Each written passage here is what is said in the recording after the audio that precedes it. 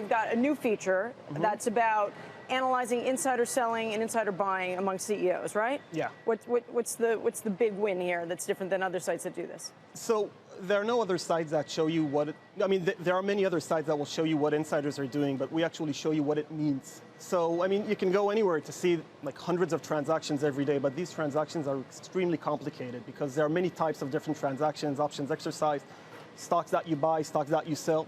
And first of all, we know how to distinguish between informative transactions and non-informative transactions, but we also measure the performance of those insiders. So we allow investors to see, to basically filter out all the noise and see who are these people that know how to time when they're buying stocks. I got a question. Like, I'm all for more information, and more information is better for people. But you know the old saying, which is past performance is not indicative of future performance. Yeah. And I think most statistical studies have shown that whether it's insiders or analysts, that nobody really knows what they're doing exactly. And the few people who do end up rich, whether they deserve it or not, unclear.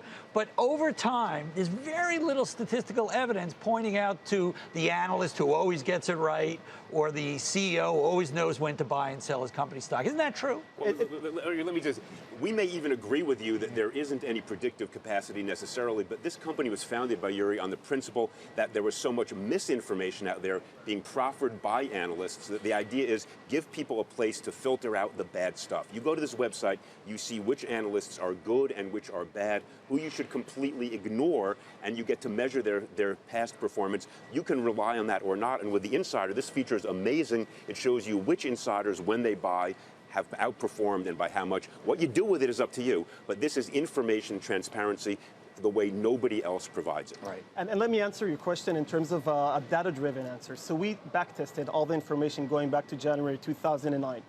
And the first thing we did was just ask ourselves, let's see what happens if I buy a stock and sell a stock whenever I see an insider, a C-level executive or a director doing it. So we found that if you followed buy transactions, you will make on an average 0.82%, which isn't that high. It's still nice if you buy it and sell it a month after. And we saw that when you sell stocks and you follow insiders that are selling stocks, you're actually losing money. But then we started all the slicing and dicing, and we found that if you followed, let's say, CEOs, and not just every insider, you're going to reach to 3.66% return on a monthly basis. And the interesting experiment that we did that should answer your question is the fact that if you follow the top performing insiders, those that have historical high performance, you will get to 5.68% every month. You just need to buy when they're buying and sell a month later. I mean, obviously, there are many different ways to measure it, so that's pretty strong correlation.